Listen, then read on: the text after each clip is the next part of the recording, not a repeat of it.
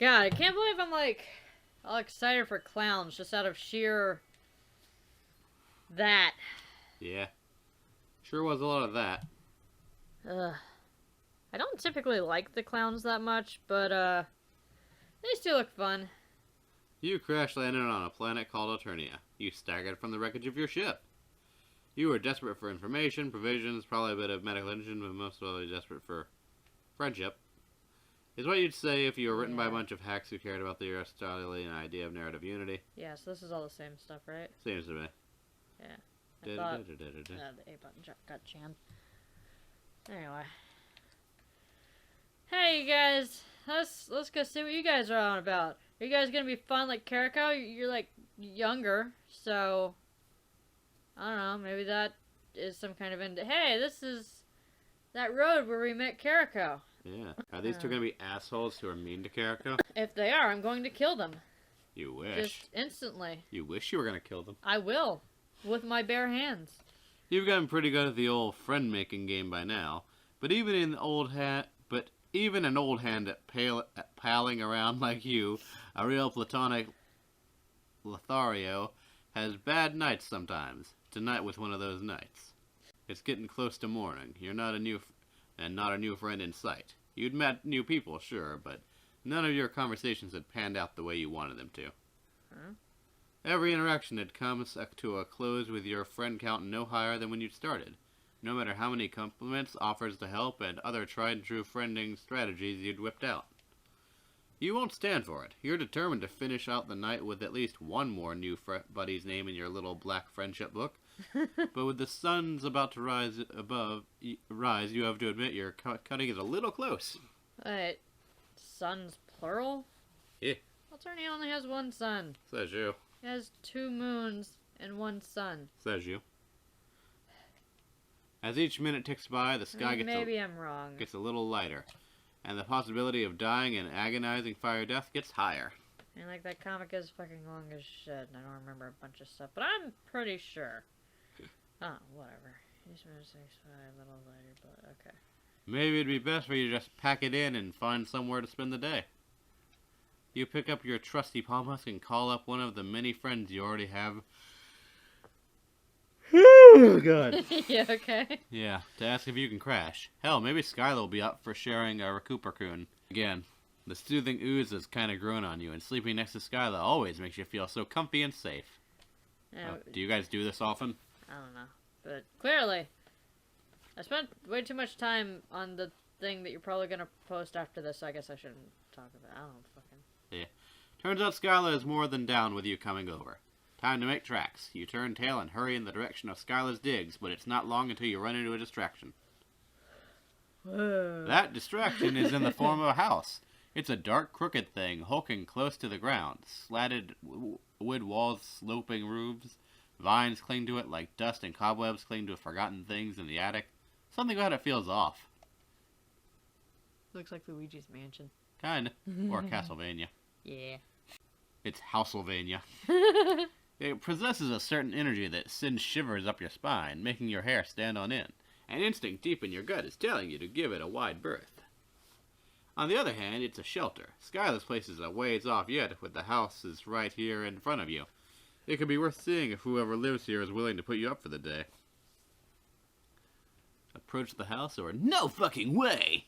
On the one hand, I want to say no fucking way because I want to go hang out with Skylar. But that is clearly the bad route. And we should try to get the good route in case. What if this is just like the other one and there is no bad route per se? You mean there's no good route? Well, whatever. All routes lead to doom. I don't know. We're gonna go try to befriend the clowns. There's nothing else for it. You make your way towards the house, even though everything inside you is screaming at you to stay away. Even though with every step you take, your chest tightens and your hands tremble. By the time you reach the door, you're shaking like a leaf. Adrenaline rings through you. Sings. Whatever. You could choke on it. You want to run, but you force yourself to keep moving forward.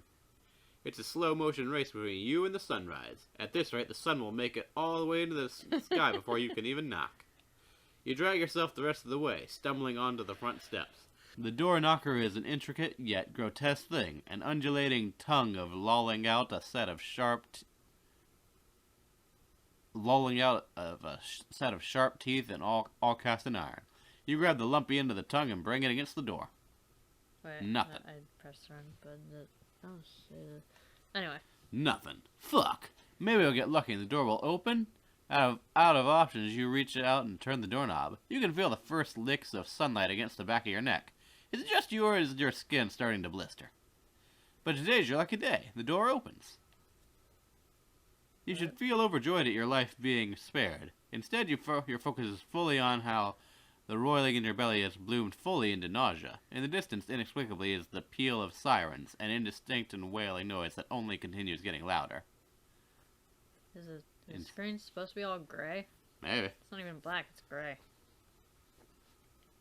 You shouldn't have come in here, but it's not like you had another choice. You might as well see what awaits you inside. But as soon as you cross the threshold, the world lurches and you pass out.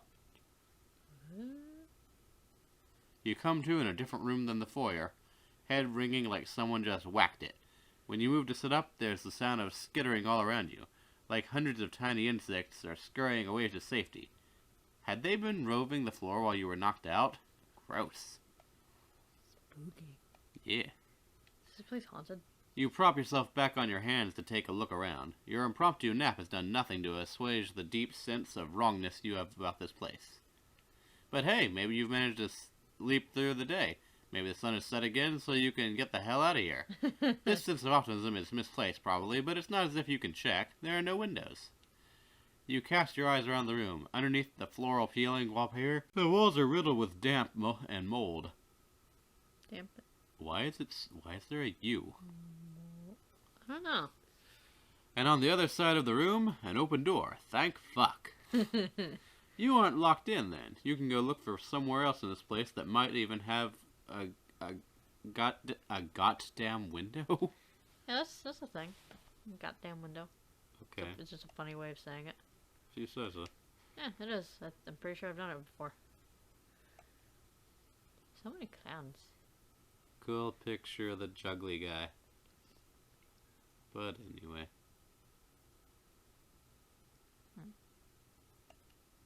You step into a long, winding corridor. It's so cramped you feel almost as though the walls are closing in. While it had been warm enough outside, in here a deep chill settles over you, sinking it deeper into your bones. You're half convinced you'll never be warm again. I was not paying attention to any of that. What happened? It's fucking cold in there. And it's creeping you the fuck out. Man, this clown kind of reminds me of the hot dog juggling clown, but I'm pretty sure that's because, well, first off, they're juggling. But I think that's the same sign that clown has. Anyway. Emanating from somewhere you can't see is music, tinny and rhythmic. It's soon interrupted by a crackling noise, like someone is trying to tune in to the correct station on a radio. Then one of the picture frames lights up, looks like it was actually some sort of TV screen. This should be a unison thing, right? Maybe? Okay, so... Welcome. Oh, no. Okay, so... Happy or frowny? I want to be the one with the dark colored mask. Okay. Okay, so... Welcome. Welcome! We're glad that you're awake. And that you came to visit us! You're giving that with the Merrick voice? Wasn't my intention, but yes. We've been really B-O-R-E-D. Oh, wait, hold on. That was both of them. Oh. But I'm the capital letters and you're the lowercase letters. Right, okay. B-O-R-E-D. In this stinky old house. It really sucked. We could have just died. From how boring it was. Two voices. One monotonous and so quiet you can barely hear it. The other shrill and dramatic, like its owner never learned the meaning of the word indoor voice. So you need to be shrill and dramatic. What does that mean? It means I need to be high-pitched and over the top. Like this! Yes! Catching what the quieter person is saying isn't made any easier by the high-pitched giggling that starts up in the background whenever they start speaking. So hurry up and find us! E want want to to play a hey game. We want to play a game. Gee, why do those words give you such a profound sense of deja vu? Cool, these clowns are dead or something. The line goes dead. At the same time, a door pops open at the other end of the corridor. You're meant to go through it, you guess. You'd rather go somewhere else, anywhere else, other than through that door. But there's nowhere else to go. Or is there? Approach the door, search for another exit. I'm curious. Let's search for another exit. You cool with that? Yeah, sure. No, there has to be something else. Ignoring the voice's instructions, you examine the walls of the corridor instead. Soon enough, you notice something funny about one of the paintings. Its frame seems much thicker than the others, which strikes you as somehow suspicious. Feeling along its bottom edge reveals a button. You push it. There's a groaning sound, and part of the wall folds itself away, revealing a tunnel of some sort. Ha! You knew it! You're so focused on trying to make your escape that you rush through the opening without looking. If you had been more careful, you might have noticed this very important thing. Past this doorway, there is no floor. Oh. Your feet meet thin air, sending you pitching downward.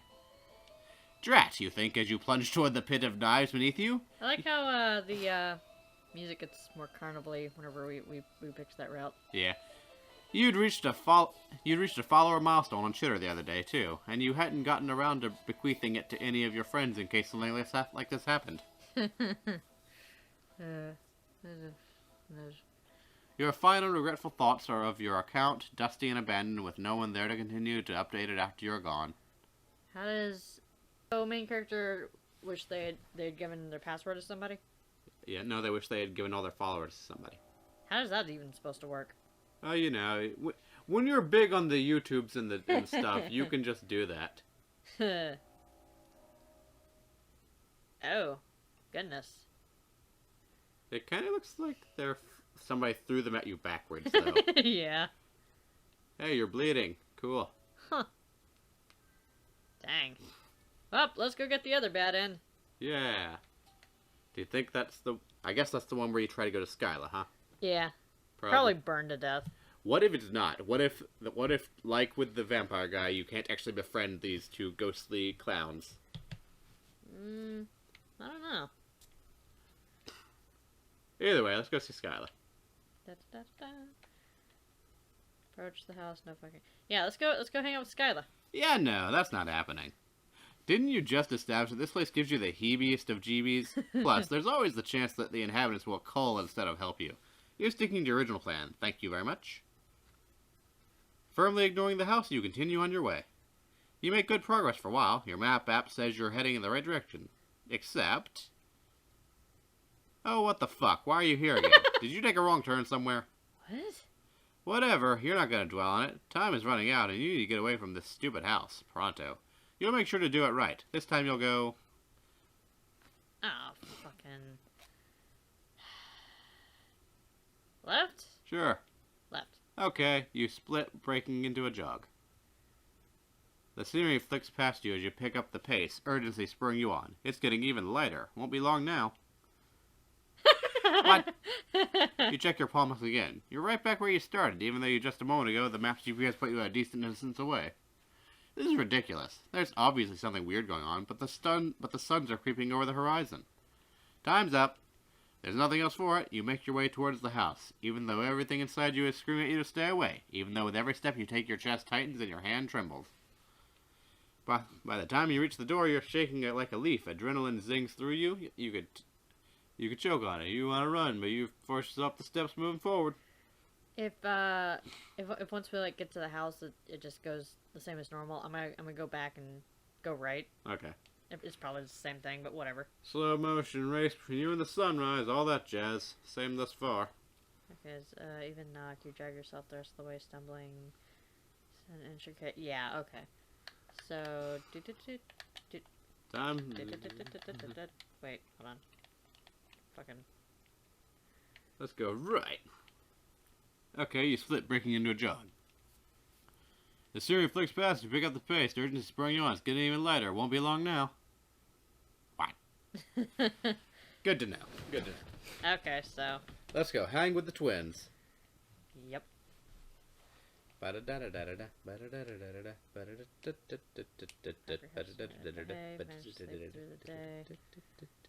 Locked in. So yeah.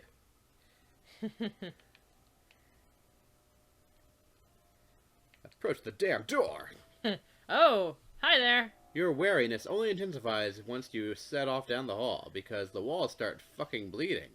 You've seen enough troll blood at this point to be able to recognize it. It's fucking like glowing. Yeah, awesome. Even like it's like Like glowy their eyeballs. eyes. Yeah.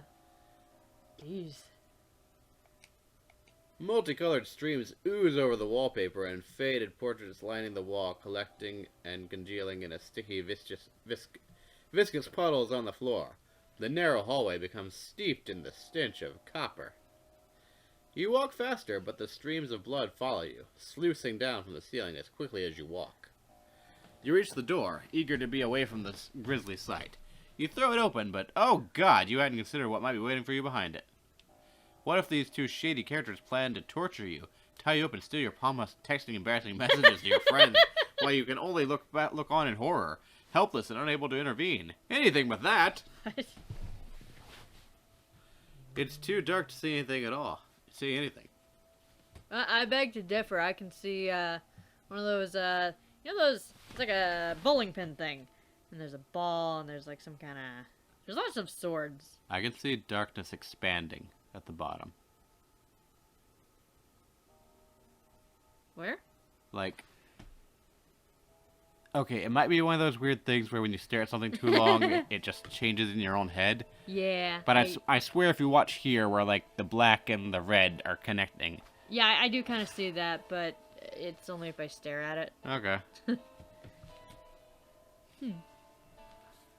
Anyway. Right, It's too dark to see anything. All you can do is fumble and feel around with your hands. Getting out of the room again is a no-go. The door swung shut behind you as soon as you stepped inside. You shuffle forward on wobbly legs. The floor feels unstable somehow, like it's going to open up and swallow you at any moment. Would it be a good idea to call out to see if anyone's here? You manage a feeble hello. Your voice echoes. Soft laughter reverberates back in response. You catch a glimpse of something from the corner of your eye, a flash of purple. There's a sensation of eyes on the back of your neck, watching you, but you can't discern where the other presence in the room is, if there even is one. You kinda hate this. Of all the shitty welcomes you've received, this one takes the cake. You have got to get out of here. You try to gather your panicked thoughts together to formulate a plan, but before you can do anything, a series of ropes appears seemingly from nowhere, coiling tight around you and holding you down. You're finally here. We've been waiting for you! A light comes Ooh. on. It's not the warm, burning rays of sunlight. This room is windowless, too, but a spotlight, bright and harsh. It lights up a broad swath of the room, bleaching it white and sending long shadows stretching away from it.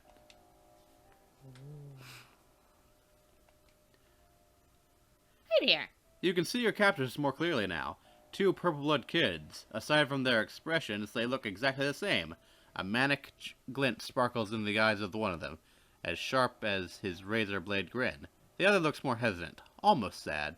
Okay, so the yellow mask one, is a guy then? Sure. Sharp as his razor. Huh. I almost did the Bisley. We're Baisley! And Barzum. You're the alien, ain't ya? You look weird. Your body's real weird! We wonder what color your blood is. Or how springy and slimy your acid tubes are. They squirm around like slither beasts when we slice open trolls' bellies. Are yours the same?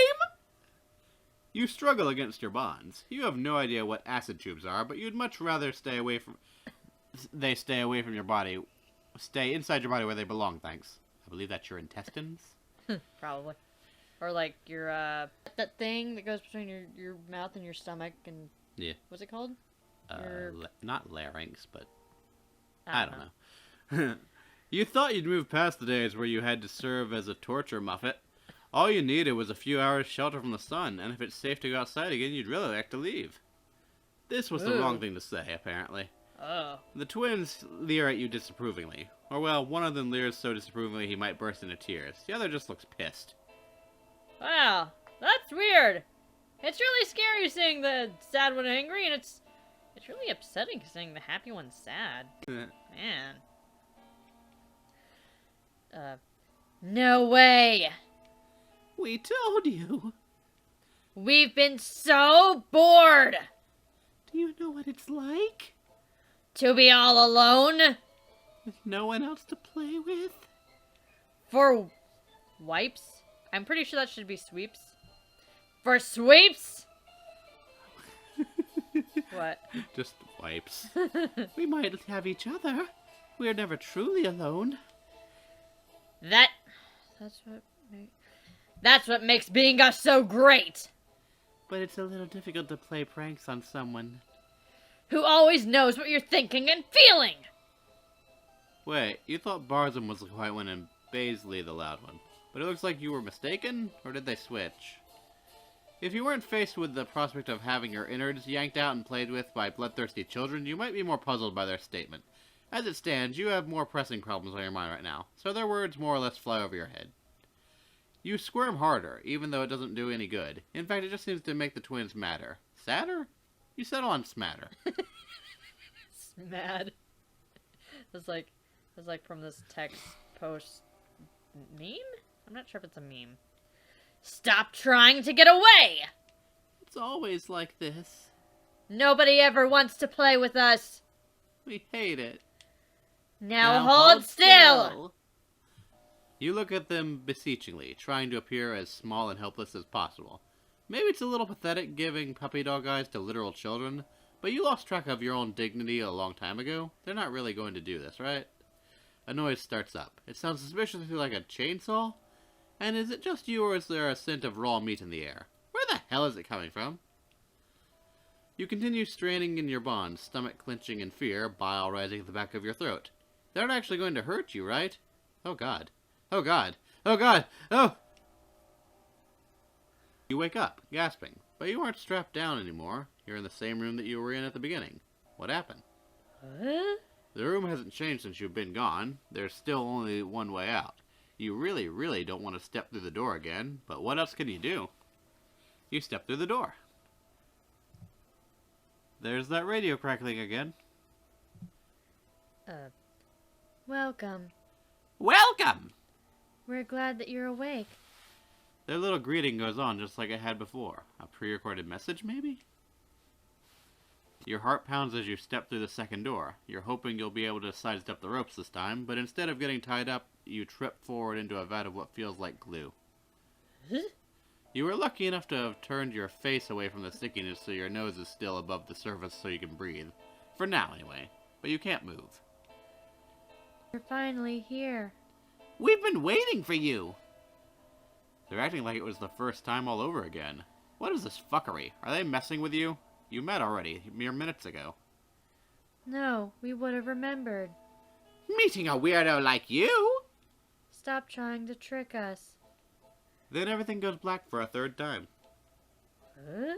And here you are again. We're in a horror game. Kinda. I'm guessing this is Doc Scratch's doing, but it's honestly hard to say because of fucking ghost clown chicanery, you know? Yeah. Welcome. Welcome! Are you for real? This time you get shoved into a box. You're pretty sure you pass out while you're in the middle of getting buried alive. Ugh. As you come to in the room you're beginning to think of as yours yet again. You pass out 5 times, 10, you begin to lose count. You never pass out at the same point during the twins' shenanigans, but it inevitably happens, and you always end up right back where you started. This is weird. The worst part is that while your conversations with the twins stays the same, the way they trap you changes. You get trussed upside down from the ceiling, dunked into water tanks, scrambling to get out while your lungs begin to burn from lack of air. Every time you black out before you can die, but you've almost died dozens of times by now, and it's really beginning to stress you out.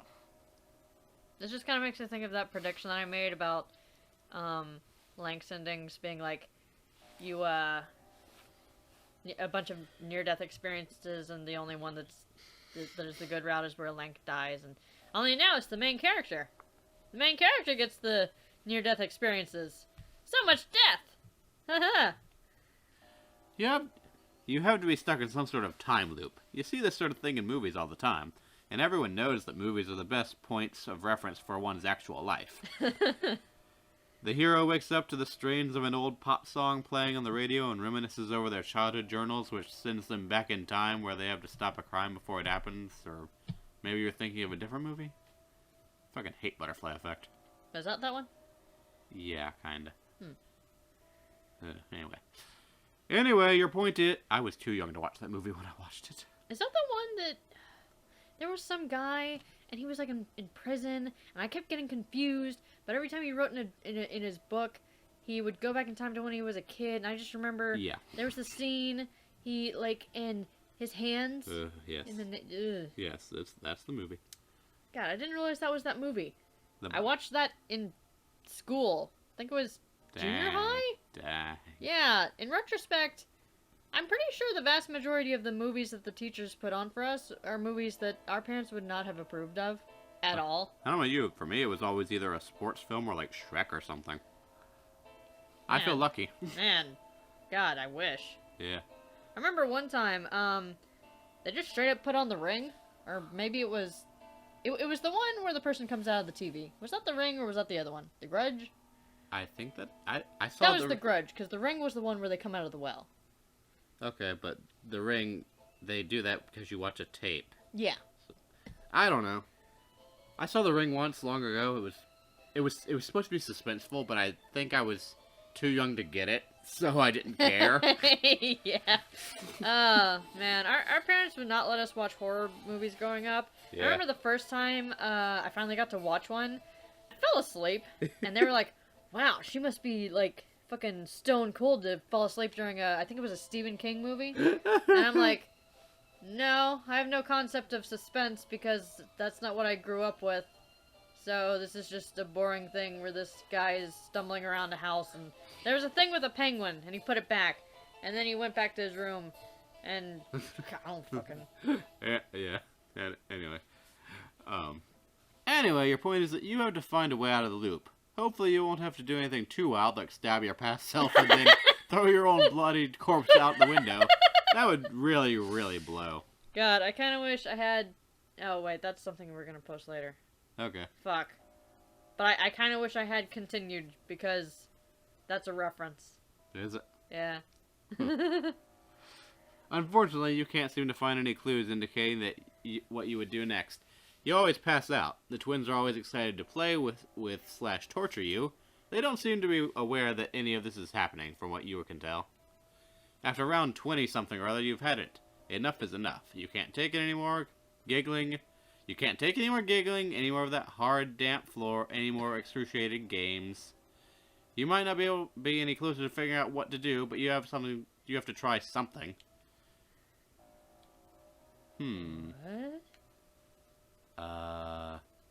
Fuck this. Remember who you are? What would fuck this even... Would you just sit in the room? See, that would be my choice. Though I do wonder what remember who you are would give you. Or is that telling them to remember who they are, maybe? I don't know. I don't know. I say fuck this. Yeah. Just because, it's fucking funny. Yeah. There's one thing you've been doing wrong, appealing to the twins to let you go. All they seem to care about is torturing you. Of course, simply asking them for your freedom isn't going to work. You'll do things differently this time. If you want to escape, you'll have to go on the offensive. You wake up again. Disembodied voices, bleeding walls, game, check. You head towards the twins' room. Stand back, you yell before they can launch into their tirade. You're a weird, scary alien with weird, scary alien superpowers, and you're not afraid to use them. You switch on your phone's torch app, waving it around. You even attempt an intimidating roar for added effect. The only superpowers you're aware of is your irresistible charm and a set of truly banging gams, but they don't need to know that. Your gambit works. Yeah, they have the same expression for once. They don't cower in fear exactly, but they're bamboozled enough for you to look frantically around the room as much as you can with your paltry light source. There, an air vent with a loose grill. With a desperate yell, you launch yourself up towards it and crawl inside. The twins, finally aware that this is all just an elaborate ruse, start shouting after you. The twins' indignant voices start to fade as you wriggle deeper into the dusty guts of the house. You can't have very long. It's only a matter of time until the diminutive terrors climb into the vents after you. Or maybe they'll run ahead and then cut you off via one of the other rooms the vents conducted to. They must know the layout of the house better than you do. Much to your surprise, though, you reemerge at one of the outside walls with no trouble. It's dusk, not day, for which you mutter a quick thank you to your merciful overlords. From here, it's a simple matter of picking your way home. Picking your way down the vines until you get to the bottom. Once your feet touch the ground, you start running. When you cast one last wild glance back over your shoulder, you catch sight of them. Your captors, who you've successfully hoodwinked. They're standing in the grand front doorway, screaming. You have no idea why they aren't coming after you, but you don't question it, pumping your legs until they're burning. It's a good thing you spend all that time jogging with Stelsa. You've gotten really good at running away from your problems.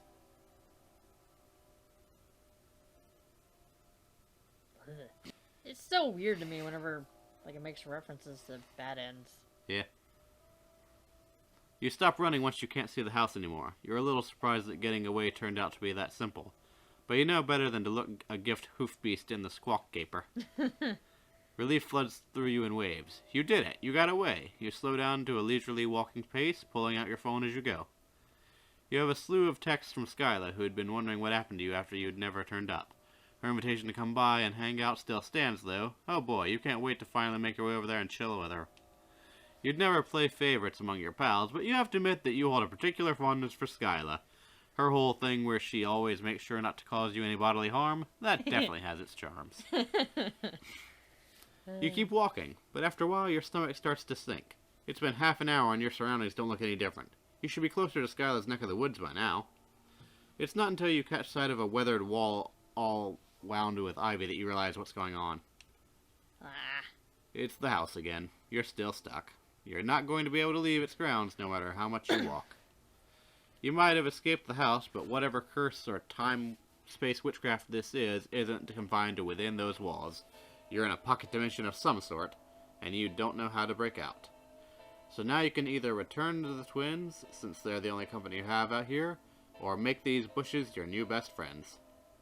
You look dolefully out at the miles of scraggly underbrush before you. You had probably best get used to gazing at nothing but this, since it's all you're going to be seeing for a long, long time. Forever lost. Oh, man. What a bizarre existence. Yeah. That right there would make an interesting setup to an actual video game. Yeah? Yeah, this weird thing where you're sort of cursed to roam some weird wilderness, and there's a haunted mansion-y thing that you keep coming back to. No matter how hard you get away, and I don't know. I don't know. It feels like you could build an interesting plot around that. Yeah. And I feel like they're not going to here, because these are very short little text adventures, you know? Yeah. Still, though, I wonder what how these two fit in with the rest of the general, clown narrative. Yeah. It is a good question. Because they're like ghosts or something. Yeah. Well, I'm not sure if they're a ghost or not, but I'm pretty sure they're ghosts. That house is definitely haunted, or Doc Scratch keeps flinging us back there, or something. Anyway. Is he just bored? Just like, I wonder what will happen now. I don't know, man. Ugh. But anywho, should we end this one here? I don't know. If the other end winds up being short, we just tack it on. Yeah, man. Yeah, man. That sounds good to me. Well, goodbye, everybody. Goodbye, everybody. That's what she said.